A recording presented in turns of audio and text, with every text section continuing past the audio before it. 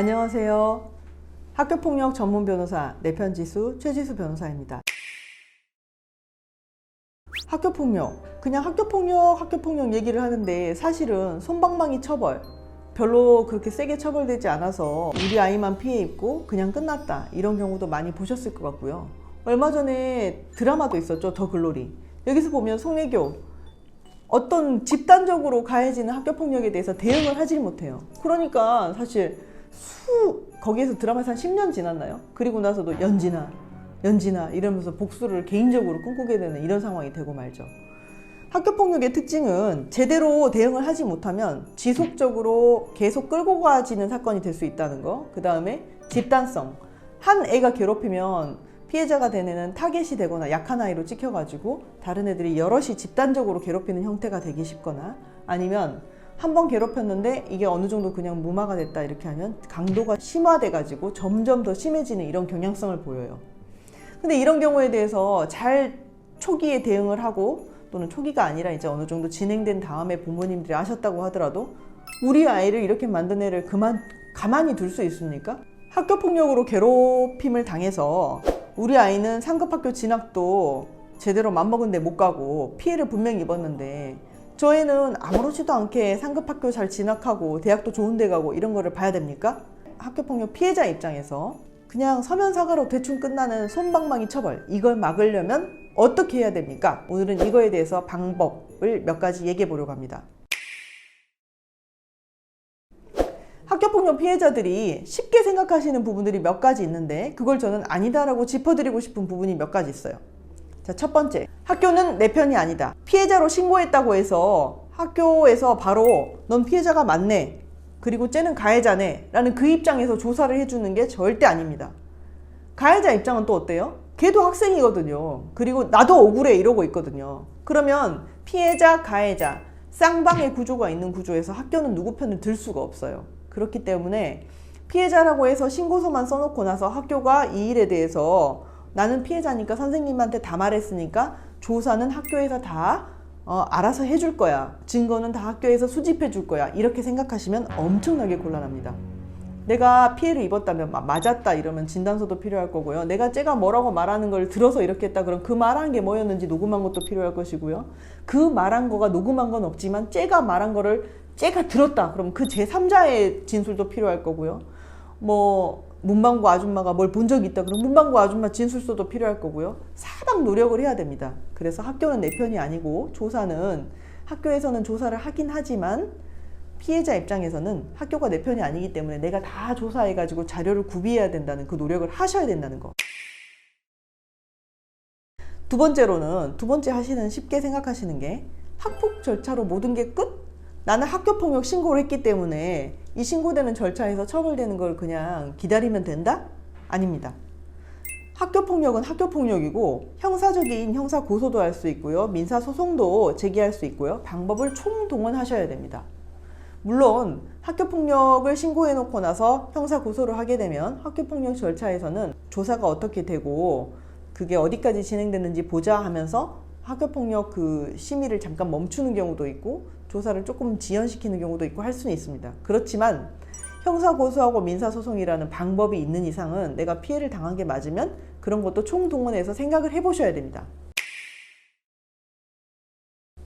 또 세 번째, 나는 피해자니까 사실대로 말하면 된다? 내가 피해자니까 내가 겪었던 일을 증거도 수집했잖아, 사실대로 말하면 그냥 그걸로 끝난다? 아닙니다. 의견서, 이게 왜 심각해?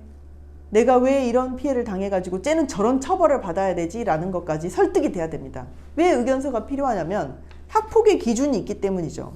학폭에서 그 학교폭력 가해 학생 조치별 적용 세부 기준 고시, 이름도 기네요. 어쨌든 기준이 있어요. 여기 별표에. 뭐냐면 학교폭력의 심각성, 지속성, 고의성, 반성 정도, 화해 정도, 그 다음에 이런 조치를 했을 때 가해 학생의 선도 가능성, 얘가 좀 좋은 사람으로 변해서 잘 될 것이냐, 그 다음에 피해 학생이 장애가 있느냐, 이런 여부를 따지게 돼요. 이런 여부에 내가 당한 피해, 학교폭력 당한 피해가 이런 심각하고 지속적이고 고의성이 있고 이런 요건에 따라서 맞춰서 이런 거에 해당을 한다고 설득력 있게 글을 써야지 설득이 되는 겁니다. 특히나 학교폭력 그 대책심의위원회, 그러니까 교육청에서 하는 거 나가보면은 물론 글을 써서 내긴 하지만, 그리고 현장에서 물어보긴 하지만, 그 내용에 충분히 글을 써서 변호사가 제출을 해가지고 설득이 됐을 때와 아닐 때 위원들의 태도가 또 다르기도 하거든요. 미리미리 준비를 하셔야 되는 부분이에요. 그 다음에 네 번째, 학교폭력위원회는 뭐 굳이 거기를 나가야 돼요? 이미 다 글로 써서 냈고 변호사가 글도 써서 냈고 다 냈는데요. 나가야 됩니다. 그것도 잘 나가야 됩니다. 우리는 얼굴을 보고 어떤 얼굴 표정으로 말을 하고 어떤 태도로 말을 하는지에 따라서 그 사람이 말하는 게 진짜인지 신뢰성, 진실성이 담보되지 않습니까? 우리 쪽이 피해자라면 더더군다나 나가서 피해 사실을 얘기하고 왜 이 신고에 이르게 됐는지. 왜냐하면 기본적으로는 이렇게 생각하거든요. 뭐 애들 일에 학교폭력 신고까지 해가지고 여기까지 왔어. 고소까지 했다면서 학교폭력도 기어코 여기까지 처벌시키려고 하네. 이렇게 생각하는 경우들이 있을 수 있거든요. 그걸 뚫고 나가서 설득해야 됩니다. 내가 왜 형사고소에 이르게 됐는지, 위원회까지 이렇게 나오게 됐는지를 설명을 해야 돼요. 그렇기 때문에 반드시 나가서 진실된 태도로 내가 피해자로서 이렇게 하는 것이 당연하다는 걸 설득해야 됩니다. 다섯 번째, 학교폭력 신고를 내가 했더니 상대방이 나를 가해자라고 신고를 해? 내가 이럴 수 있죠. 막 때리고 나를 괴롭혀요. 그러면 피해 입은 학생은 어째요? 너 말 다 했어? 이러면서 나도 한두 번 할 수 있죠. 아니면은 최소한의 자기 방어적 행동으로서 가방 같은 거 던지는 애들도 있거든요. 이렇게 막 때리고 괴롭히니까 저리 가 하면서 가방 같은 거 던지는 행동. 그거 던졌다고 지금 나를 학폭 가해자라고 신고해? 이런 때 어떻게 해야 됩니까? 나는 피해자니까 쟤는 그냥 내가 가해자로 신고한 거는 부대되는 작은 거니까 그냥 내버려둬도 됩니까? 안 됩니다. 이거에 대해서 적극적으로, 심지어는 없는 일을 지어냈다 싶을 때는 무고 고소까지도 염두에 두고 강력하게 초기에 나는 피해자인데 쟤가 가해자로 둔갑시키려고 한다는 거를 강력하게 주장하고 대응해야 됩니다.